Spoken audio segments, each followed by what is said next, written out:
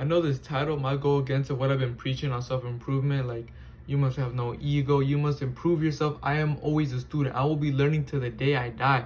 And egos kind of block that because you think I'm the best, you're arrogant. But I feel like we can use it to our advantage. Instead of comparing ourselves to other people, which is what I used to do, which is horrible. You should not do that. Instead, we should compete, like brotherhood, like competition is basically what I'm trying to say. You should compete with others that are on your level. If I imagine some self-improvement YouTuber, I'm trying to be better, I'm trying to be, I cannot imagine Hamza or Ice Cold JT. I forgot how it goes. I haven't watched them in a long time.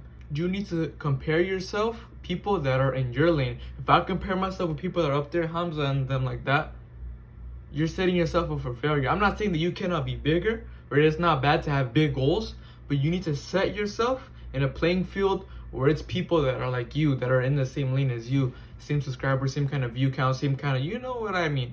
Like, it's good to strive to be like Muhammad Ali, but you need to look at the trainees, the amateurs, the ones who are like you, the ones that are your level. Those are the people you should try to be better at. Not in an egotistical way, like to prove I'm better than you. It's a competition to push yourself, you feel me? Not to build an ego, but to push yourself. Like I started doing this morning, this very morning. I was jump roping, right? Boom, I took a break. I was drinking some water, I was meditating, doing some breathing techniques, right? And I was thinking, he's probably already done break. I'm gonna go hop back on. And instead to compensate, I did an extra 2 minutes or 3 minutes than I was supposed to do. Like, I'm comparing myself to someone who doesn't exist, someone who I'll probably never get to meet, someone who I don't even know what his face looks like, but I know that he's out there. That's the kind of mentality you need to have to push yourself. Instead of trying to like beat one person, instead try to like imagine this person, make this person yourself and compare yourself to him. Don't compare yourself, I'm sorry. I mean like compete against him, try to be better than him. I'm not saying don't be egotistical, I'm better than you. Try to do it in actions. Like if you have some sort of flaw, you need to fix it, because ego doesn't allow you to fix your flaws. That's the thing. He does that too. Think about that. He fixes his flaws to improve himself. So you cannot lack in that area, which is what ego doesn't allow you to do, which is to see your wrongs, to understand I am the student. I will always be learning for the rest of my life. I will never be master at anything. That's stupid. That's a dumb mentality. There is no such thing as made it. Like, 100% of boxing, 100%. There was always something to learn. You need to keep that mentality. Someone can always teach you something.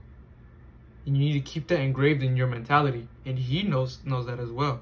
I think I got this idea, like, starting from David Goggins. I remember I was watching a video of him, and he was talking about how he's like, it may be a mentality, it may be this. He's obviously running his shit. Titties bouncing. I'm sorry.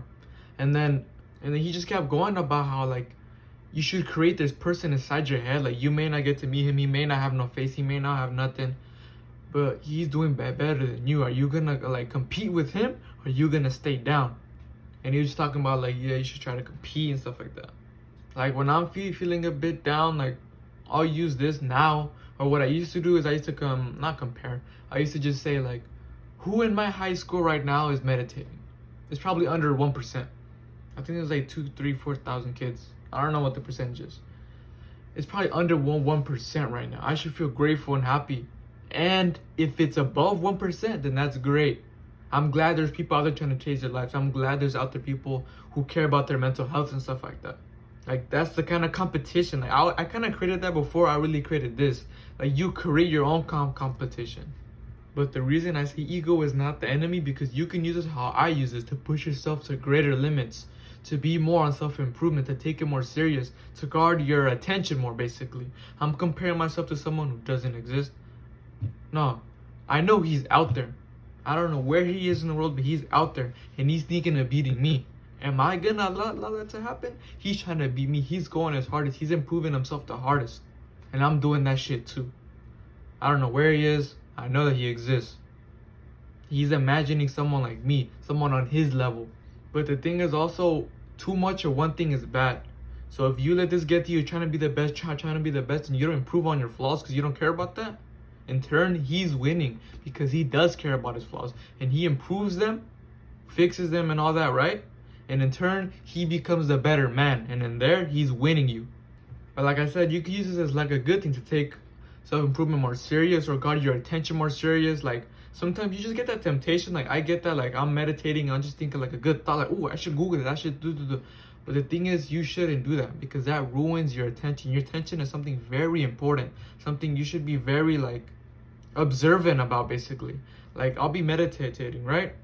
And I'll think about that. Let me check my phone, right? And if I check my phone, even if it's something small, check a text message, check Google this, Google that, it kind of ruins my attention.